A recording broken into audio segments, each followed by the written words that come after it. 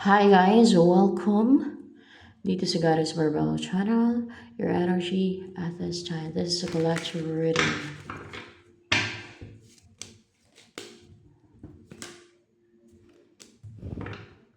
Six of Cups. Hindi kayo close ng past person mo. Ng someone may soul connection kayo ngayon. Walang balance inyong dalawa. Walang harmony or there's no harmony between the two of you o hindi harmonious yung connection nyo or relationship nyo. So, ano pa?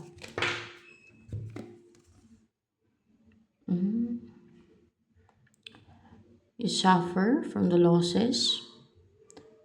Ikaw ba ito na-suffer sa pagkawala niya ng tao na yan?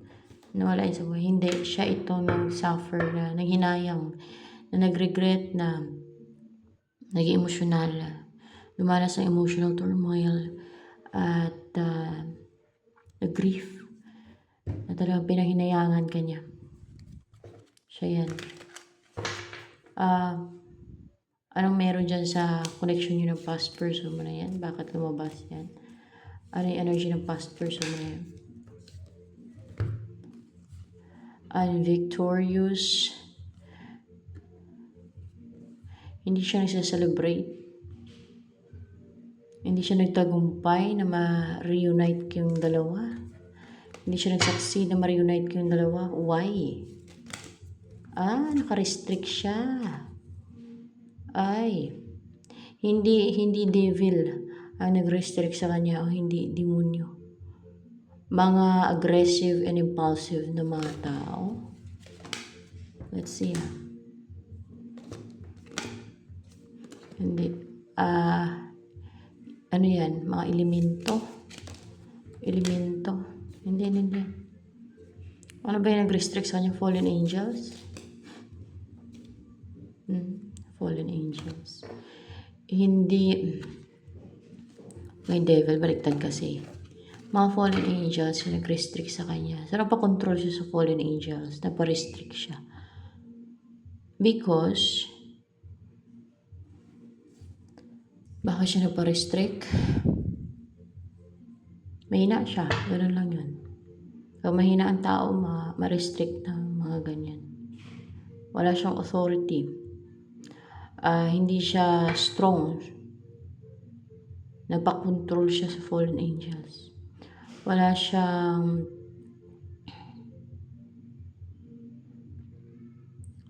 paninindigan. Duwag. Napapigil siya sa fallen angels. Alam niyo yung number one na gamitin ng fallen angels sa tao? Fear.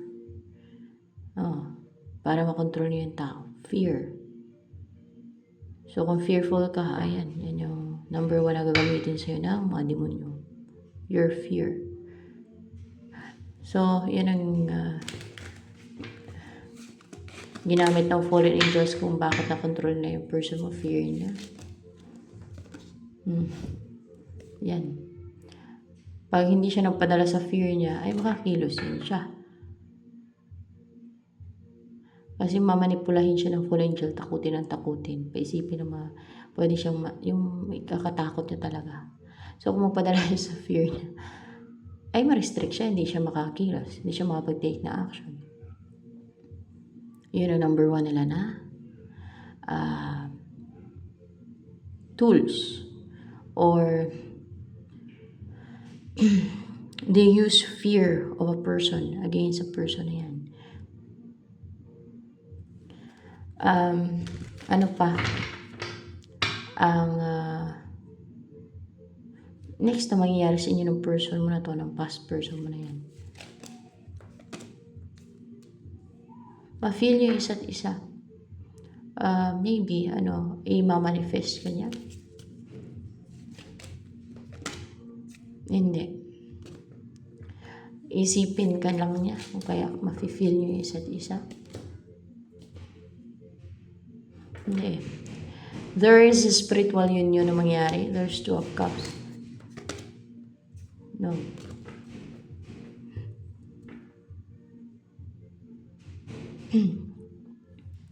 meron lang na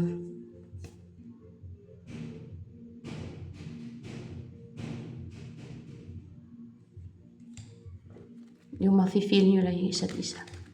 Ganun lang. Meron lang na ganun na ma-feel nyo. Ganun ang mangyayari. Ma-feel yung isa't isa.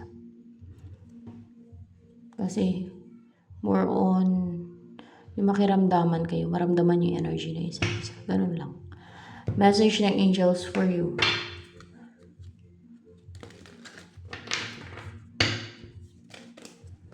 Bakit pinipigilan ng fallen angel? Madaming reason sila guys. Kung bakit nila pinipigilan yan. Gusto lang nila mamiste. Ganyan ang sa evil forces. Gusto nila mamiste para malungkot ang isang tao. Malungkot ka. Malungkot yung person mo. Para maging desperate kayo. O maybe ayaw nila ma-unite kayo. Dahil pwedeng maka-apekto sa kanila yung yun. Pwedeng ganun. Lalo na kung meron kayong mission or purpose. Get some exercise as your body becomes stronger. You begin to feel stronger in all ways. Ayan. Get some exercise na. Para lumakas yung katawan mo. Ano pa? Ang in-embody mo energy. Palang to. Upright ba to? In reverse.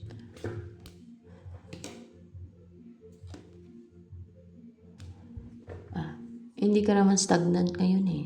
At hindi ka naka-bind o nakatali. At wala ding baggage. May mana-release na ding baggage sa'yo. Natanggal yung mga baggage. Mga negativities yan. Yung mga binds yan. Mga binds yan natanggal. At mga negativities din. Mga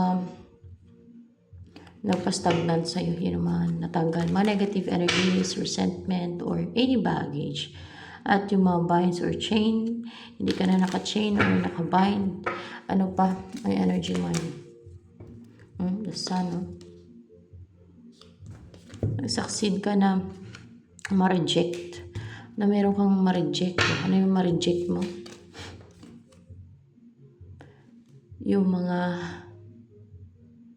nagtagumpay ka na ma-reject ang mga binabalik sa'yo. Ang mga binabalik sa'yo.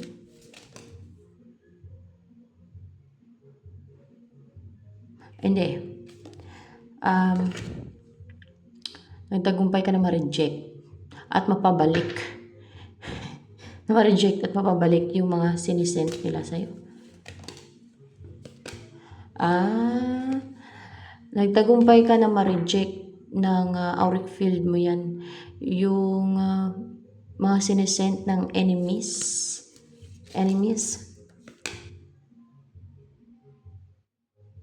Hindi enemies yan, fallen angels yan.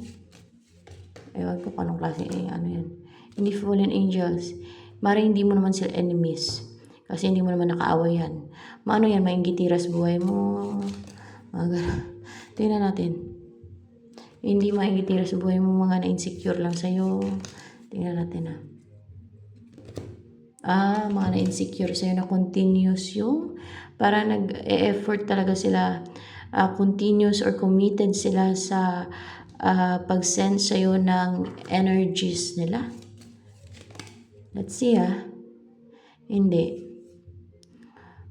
Sa pang-psychic attack sa'yo. Sa pang-psychic attack. Let's see kung psychic attack. Hindi yan psychic attack. Meron silang sinisend sa'yo. Spiritual attack yan guys. Spiritual attack. For sure.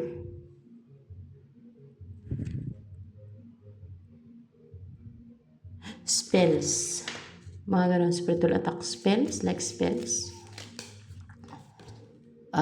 Spells. See?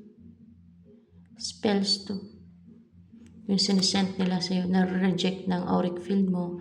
At nagtagumpay ka na maibalik yun sa kanila. Instead na sa'yo papasok, sa kanila pumapasok yung mga spells nila. So, kunwari ay bulungan nila yung picture mo. Okay, pag nakita ka na, gagawin ka na ng spell, batuin ka na ng spell. Or kung ano man, paritual man o whatever, ginagawa nila. kunwari ay gusto na influensyahan yung isip mo, yung buhay mo, na sabihin nila na or curse din yan, yung sinesend nila sa'yo, curse nga. So, pati yung curse na bumabalik sa kanila. Nagtagumpay ka na, yung mga curse nila, hindi lang siya nagdi-deflect, no? At nadi-dispel, kundi bumabalik sa kanila yung curse nila. Bumabalik sa sender. Nare-reject ng auric field mo, and then bumabalik pa sa kanila. Bumabalik sa sender. Sa may mga gawa ng curse at spells na yan. Doon sa kanila tumatama. Kunwari ay sample lang. Ginawan ka nila ng curse o kinikurse ka nila na pumangit ka. No? Instead na ikaw papangit, sila ang papangit. O kaya ay curse ka nila na malasin ka sa buhay mo. Malasin ka sa love life mo. So instead na ikaw yung malasin sa buhay mo at sa love life mo, sila ang malasin sa buhay nila at sa love life nila. Ganon yung nangyayari. Dahil saan? Sa protection mo.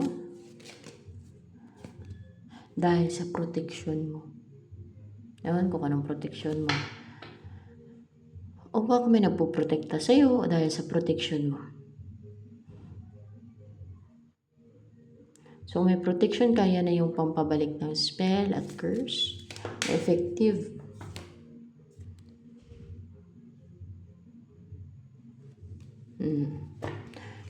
Yan na yung, kung meron kang protection sa katawan, yan na yung pinaka malakas na protection na kahit anong i-curse nila sa'yo na malakas at gawin nila sa'yo spell ay sa kanila. Hindi sa'yo tumatama, nare-reject na auric field mo at bumabalik pa sa kanila ang tama niyan. Sa kanila ang pasok.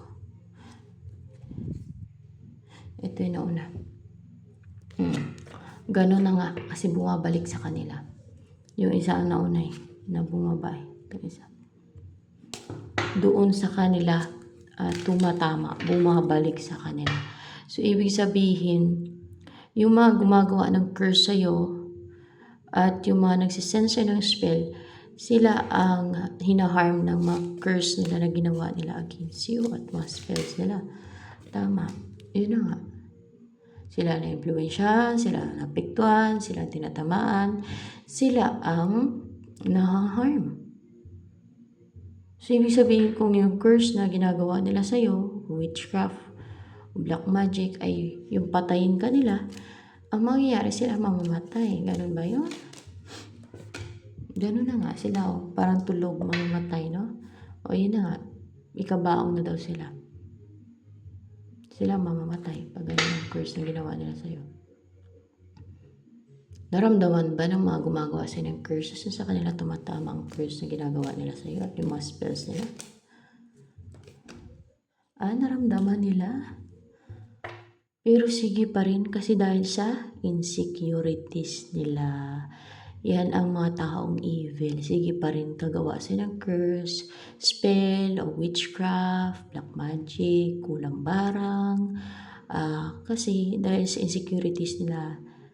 So pag namatay sila, ay sa impyerno na, diretso ng kaluluwa nila. Saan mapupunta yung kaluluwa ng mga nag-curse ng mga gumagawa ng kulang barang, spells na yan sa impyerno ba? O baka ma-source sa abyss. Sa impyerno. Saan banda sa impyerno? Sa abyss ba? Kasi mga mangkukulam nga sa abyss. See?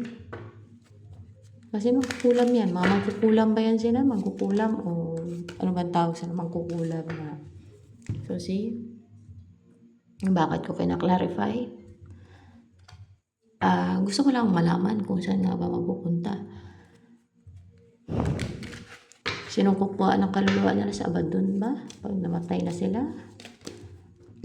Kasi sa Abaddon nandun sa abyss. Yan ang hari ng abyss. Sa Abaddon. Ano yung nakaprepare sa Abaddon na kunin yung kaluluwa nila? Once na namatay sila, nakaabang na.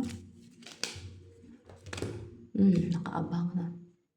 Sa Abaddon. Isang pamilya to. Yung kukunin ni Abaddon? Isang pamilya? Isang pamilya. Oh, may hatol kasi sa kanila, isang pamilya. Kasama yung mga anak.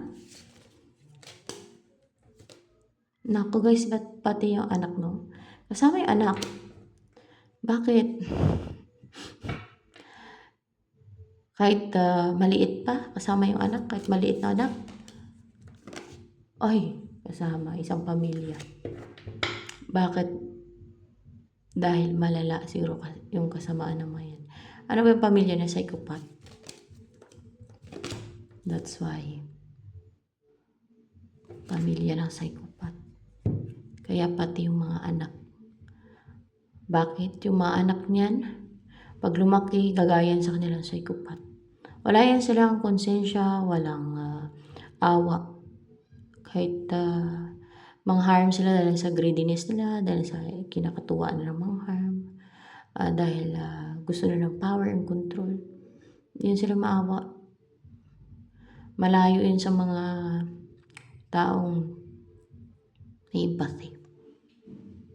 Hindi porket may empathy ang isang tao ay dapat maawa na sa mga psychopath o magpadala sa awa. Oh, maawa ka talaga guys, pero you have to control your awa. Your empathy talaga pagdating sa mga ganyang evil kasi they're evil nga eh. At pagdating sa mga inosente at mga walang laban, yung mga tingin nila ay mga prey nila, kasi tingin nila sarili nila predator. Yan yung mga social predator. Tingin lang nila yan sa iba, prey nila yun. Mataas yung tingin pa ng mga yan sa sarili nila. Kaya nga, yung mga psychopath sa impyerno sila mapupunta. Sinong proud na psychopath dyan? Ayan na yung pinagmamalaki nila, yung mapunta sila sa impyerno. May mga taong proud na psychopath sila, lalo pag immature pa na hindi naintindihan. Yung iba, hindi pagbata pa, hindi naintindihan yung psychopath eh. Sabihin nila, ay, mas psychopath. Di may kanta si Anne-Marie niyan. I'm a psychopath. Yung kanta niya, I'm a psychopath. Ganun yung kanta ni Anne-Marie, no? Siyempre, pag immature pa, akala nila asting, no? Yung mga ganun. Ginagaya-gaya din ay psychopath ako. Ganun. Oh, pero yung psychopath, guys, ay mental disorder yan. It's the highest form of mental disorder na walang empathy. Callous, manipulative, very liar, and they're good at mimicking the emotions of others. Cunning, very sly, deceitful, lahat na lang ng worst, lahat na lang ng evil, napaka-evil na mga tao, psychopath. Sinong gusto maging psychopath dyan? Kasi ang punta ng psychopath talaga, ng lahat ng psychopath sa impyerno talaga. Gusto nyo maging psychopath sa mga immature pa dyan? Ako, it's up to you. Kaya huwag yung gayahin ang mga psychopath sa mga hindi psychopath. Kasi impyerno nga ang punta ng psychopath. O mas malala sa abyss pa, kahit demonyo takot sa abyss eh. Na ilagay sila dun sa abyss eh. Meron ding mga kaluluwa na tao dun sa abyss. Ay, by the way guys, puno daw yung impyerno, sabi ni Saint. Napanood ko lang yan sa YouTube na pinasilip yung impyerno dun sa Saint na yun. Saint daw, sabi ng mga pari, napanood ko sa YouTube. Puno daw impyerno. Napakarami sa impyerno. Puno ang impyerno, guys. Ang tuwang-tuwa sila sa ginagawa nila sa Diyos mio. Puno daw eh. Pero dun sa Garden of Eden, 5% lang ng mga manamatay na tao nandun. Kasi mga righteous lang pinipili.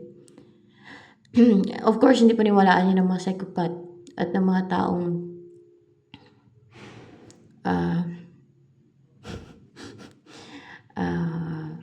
may sariling paniniwala, no? Ayan, may basihan yun sa akin. Hindi ko lang gawa yan. At yun, yung 5% lang yung nandun sa Garden of Eden kasi doon nilalagay yung mga righteous talaga ng mga souls. Yun ang mga pinipili nila na pinapaakyat doon sa Garden of Eden, kasama yung Garden of Eden. Karugtong doon ng langit yan. Angels yung sumagot niya na nasa 5%, nasa 5% lang si Angel Metatron noon. Yung sumagot niya na nasa 5% lang talaga ang nasa Garden of Eden sa lahat ng manamatay na tao. Kasi konti lang yung righteous eh. Kailangan ipilit doon yung hindi righteous. Yung mga righteous lang. Yung iba na hindi naman ganun ka-evil at kasama talaga ay nag-aantay dito sa lupa o sa purgatorio man o dito sa lupa ng Day of the Judgment. At yung mga napaka-evil at napakasama talaga, no, yung mga tao ay dun sa impyerno. Ang malala talaga dun sa abismo. Yun talaga. Bakit pinaparusahan? Yan ang hatol ng God eh, sa mga evildoer eh.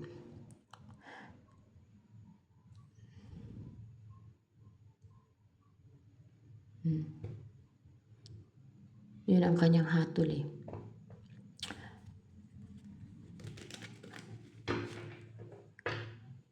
Kaya habang buhay pa, pinapaalala na iwasan ang evil doings o yung paggawa ng evil. Iwasan yung makagawa ng evil o yung paggawa ng evil. At wag embrace yung paggawa ng masama. Yan ang pinapaalala dito sa channel na ito. Nung nag-guide sa akin si Jesus Christ. Yan. Oo nga, kung naniniwala kay Jesus Christ na siya ang Savior mo, kung sige ka na gawa ng evil, kung evildoer ka, kung sige ka gawa ng masama, eh, wala pa rin yun, walang kwenta yun. Parang utuin mo lang si Jesus Christ para lang ma-save yung kaluluwa mo pero hindi ka nagbabago. Kunwari, nag-repent ka, tapos hindi mo naman tinigil yung paggawa ng evil o masama, mga ganun ba? Sige pa rin kagawa, eh di wala pa rin silbi yun. Kaya puno daw yung impyerno eh. Akala kasi ng mga tao, mauto nila yung God. Mas lalo nang malala yan sa sa end of the world na doon nabubuhos yung parang doon na talaga ipakita ng God yung galit niya talaga sa mga tao. Dahil sa evil yung mga tao. Hindi man lahat, kaya meron pa rin mga righteous na nandun sa Garden of Eden. Pag namatay sila, doon sila dinadala. Kasi pag nabago na itong mundong to, ibababa yan sila dito. Pag nabago na, nawala ng mga evil dito at mga evil forces. Mga ganun ba? Dito na lahat ng mga tao. Kasi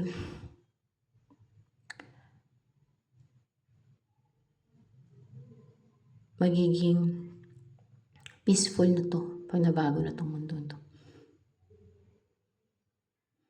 So, yan. Pero madami pang mangyayari. Bago mangyari yun. May mangyayari pa itong Armageddon. The battle between good and evil. Yan. Maglalaban-laban ang mga anghel at fallen angels. Kasama si Jesus Christ eh. Kasama nga ang Queen Mother. Sa huli siya, mauna daw yung mga seraphims. Yung mauna si Jesus Christ. Basta mauna daw yung seraphims eh. Yun sa dati ko pang reading. Sunod archangel, sunod ng mga angel na tapos pinakahuli, Queen Mother. Yan. Labanan ng good versus evil.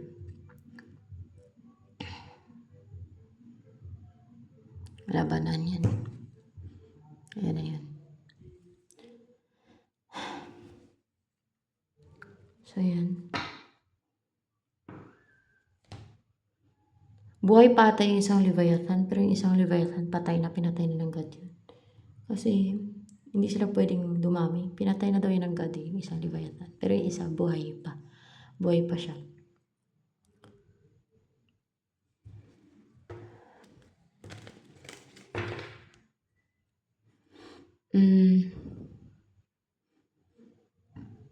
Yun. Mga sa side ng fallen angels. Kasama yung Leviathan. Mag-away-away yung pwersa ng kalangitan at pwersa ng kadiliman. Ganun. Pati yung mga tao na pati mga leader ng mga tao sa Armageddon daw. Mga leader ng bawat bansa ay magkakasundo, mag-usap-usap na lalaban against sa God, sa pwersa ng kalangitan. Of course, sa side sila ng evil. Ganon yun, ka-worst na. Madami yung magre-reveal sa God. Ganon. Ang mangyayari. Hanggang sa, nasa Revelation yun eh. It's interesting, pero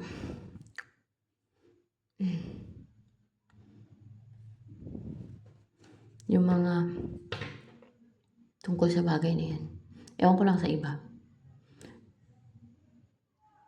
Hanggat maaari, ayoko mangialam eh. Kung sa mga ganyan na kaso lang, minsan eh, ewan ko ba, kasi mission ko kasi yan. Ako, hanggat maaari, ayoko mangialam talaga eh. Kasi, hindi ko nga bet, charot. Pero kailangan kasi. Para yung mga willing na masave pa ay masave. Pero yung mga matigas na talaga katulad ng mga psychopath yan, wala na yan guys. Hindi lahat ay masasave kasi lalo sa end of times, sa end of the world, nako, madaming madadali. For sure, kasi madaming evil eh. At basta, malalaman na lang yan pag nangyari na yan. So ano pa, ang yung body mo energy ngayon.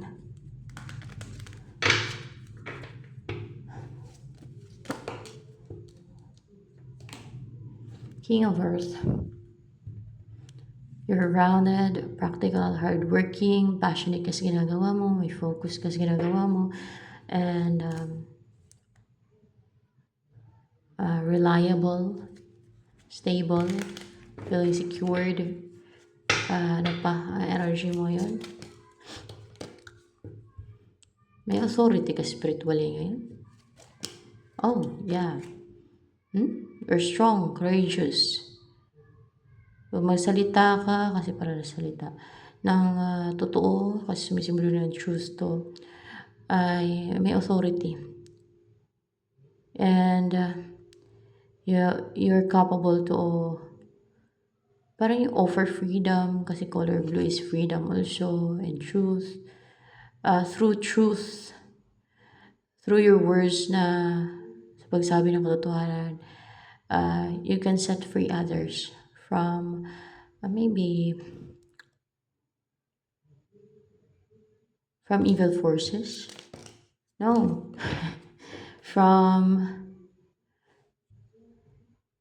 You offer freedom.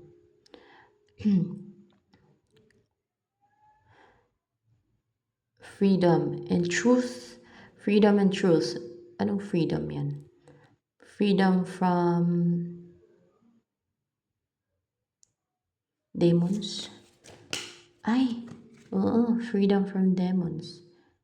So, ibig sabihin, powerful yung words mo ngayon pag ginamit mo yun.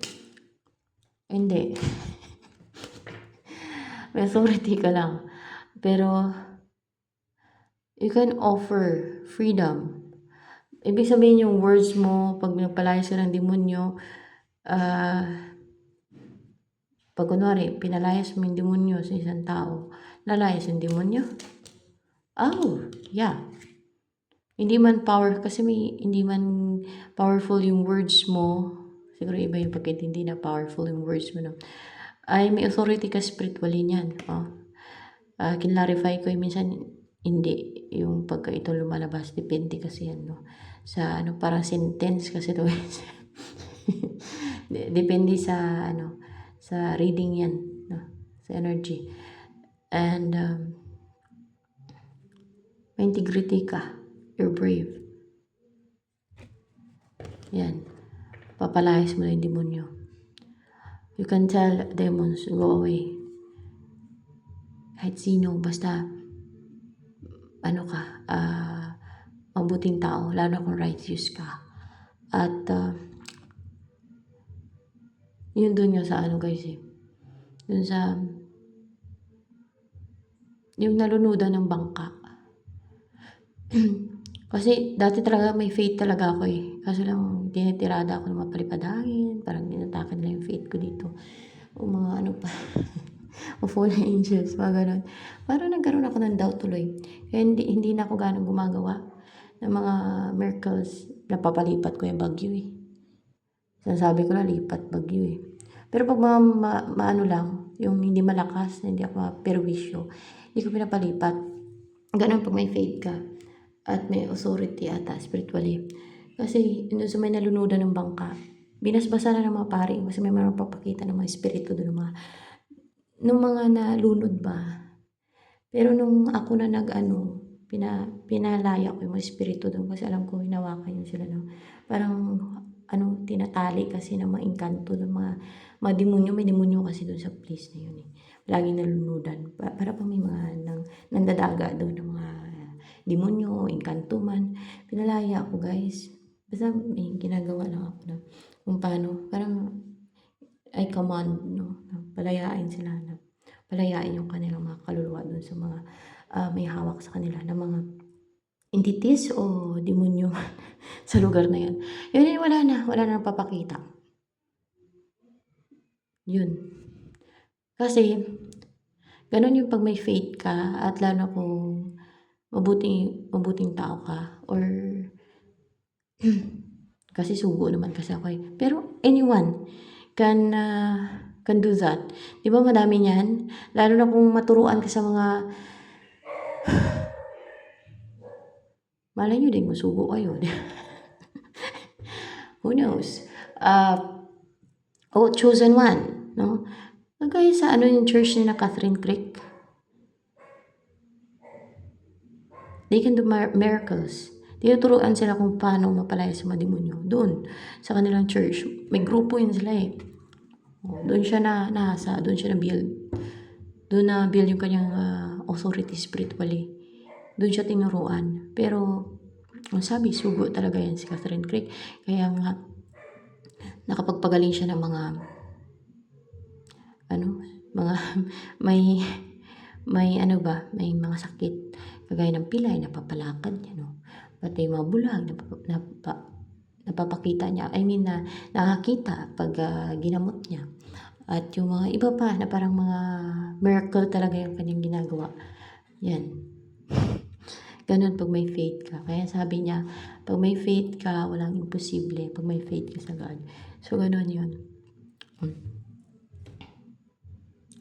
Kailangan na ng faith at mabuting tao ka kasi. At yung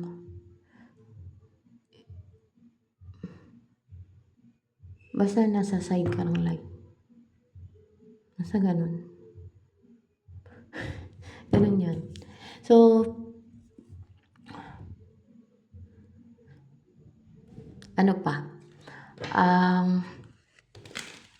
Pasensya na guys at direct talaga ako magsalita, walang filter talaga yan. Kung ano yung totoo, yun ang sabihin ko. Ganyan talaga Baka sabihin nyo masyado naman tong kung ano yung komento niya. Pasikot-sikot. Tuloy-tuloy lang yan. Malabas sa bunganga ko. Charot. Well, yan. You can do that. Anyone can practice na magpalayas ng demonyo. Malaking bagay yan. It's sa pamilya nyo Diba? Pag matutunan mo yan, pag may authority ka, spiritually na mapalayas mo yung mga demonyo, why not? Diba? Ano pa? pagdating sa love life mo. Pagdating sa love life, kung wala pang love life, yan ang inaabangan ng marami. Pero gusto ko itong mga ganong part. Sa love life, wala yun eh. Kasi nga may asawa na din ako eh. Kaya, ang bet ko talaga sa mga readings, yung mga pangyayari, improvement sa iyo, improvement sa buhay, ganun. Pagdating sa akin ha. Pero sa love life kasi may asawa na din ako eh. Kaya hindi na ako interesado. Hindi na ako interesado sa mga ganyan. Ano pa? Pagdating sa love life mo, anong mga darating sa'yo? Sino darating sa'yo pagdating sa love life mo? Tingnan natin ha. Sa inyo for sure, gusto niyo love life. Yan ang inabangan ng marami. Ano ang darating sa'yo pagdating sa love life mo? O sino ang darating sa'yo sa love life mo na person? Ayun yun. Sama na ma-unite kayo. Yan ang darating sa'yo. Kasi guys, pag may asawa ka na, parang hindi ka na interesado pang malaman ng mga pakilig-kilig, mga ganyan. Kasi may asawa ka na eh. Pero kung wala ka asawa, eh, talaga maghanap ka o talaga interesado ka na may darating na someone for you. Diba? Ganun yun.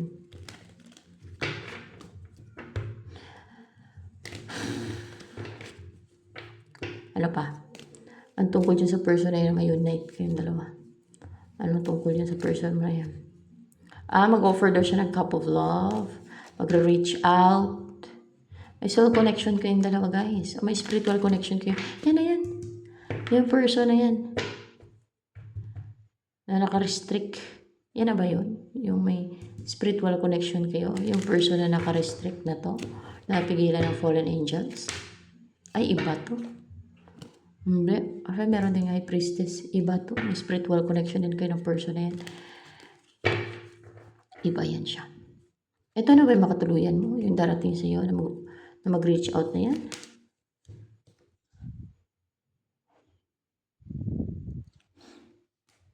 Mahal ka niyan?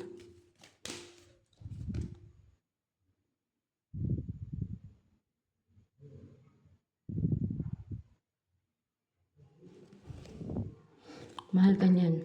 O emotional sa'yo pati. Emotional siya. Lalo't na merong waiting. O kaya nag-emotional na parang pinaantay o nag-antay siya ng tamang panahon. Kung kailan siya kikilos sa'yo. At kung kailan kayo ma-unite. Ibig sabihin siya yung the one. Ma-unite kayo, ma-reunite kayong dalawa. O yan na yung magkaroon ng union sa inyong dalawa. Yan ang mapapangasawa mo. Queen and King of Cups, oh. Bagay kayong dalawa. Yan na nga. Mayroong King and Queen of Cups.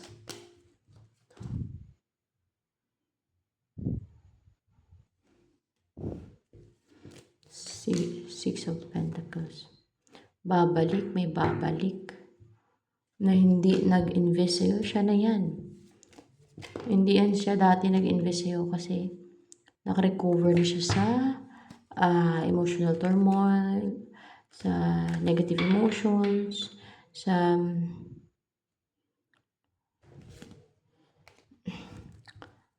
regrets, sa sufferings, at pagluluksa. Emperor. Actually, parang pati in reverse eh. In reverse nga to. Reason to. So, ano pa? Ang feeling sa'yo ng person na to na magkaroon ng union sa inyong dalawa.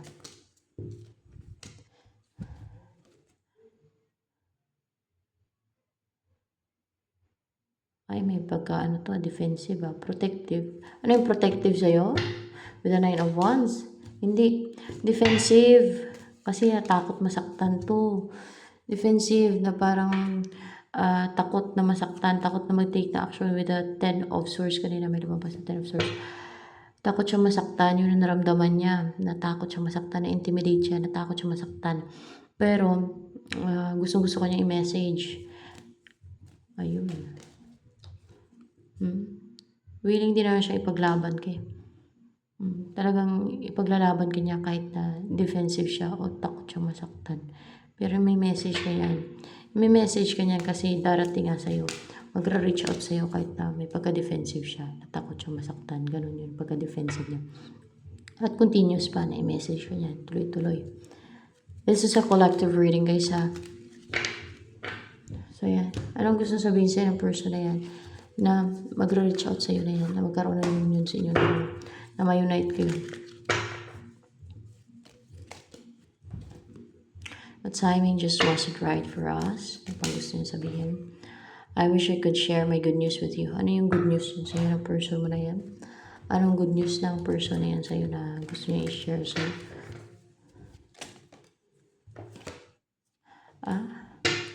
Na ready na siya for a stable relationship, na magsimula na stable na relationship, na maging consistent siya, na may growth sa relationship. Ayan. Nasimula ninyo. Na seryoso siya pagka ganyan.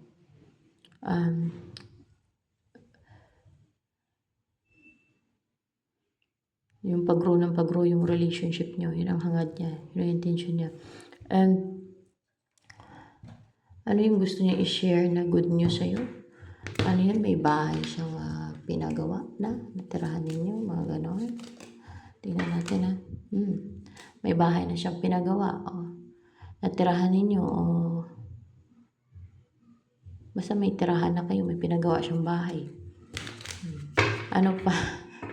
For stability talaga to, na mag-umpisa na kayo ng something stable, na pag-grow ng pag-grow, kaya nakahanda na.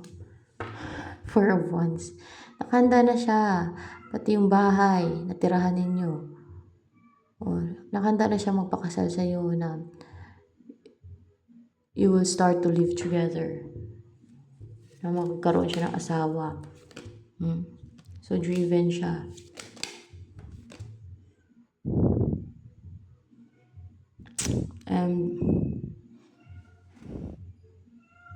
Upright ba to?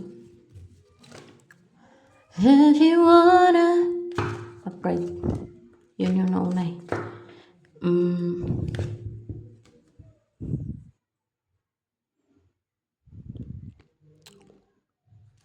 Driven siya kahit natakot siya masaktan. Di ba? Takot nga siya masaktan.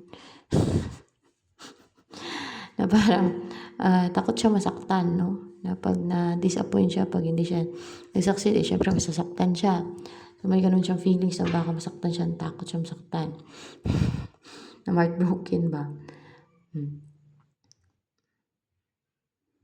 O ang hindi mo piliin, pag may choice ka, o pag may option ka, takot siya masaktan, pero driven talaga siya, porsigido siya.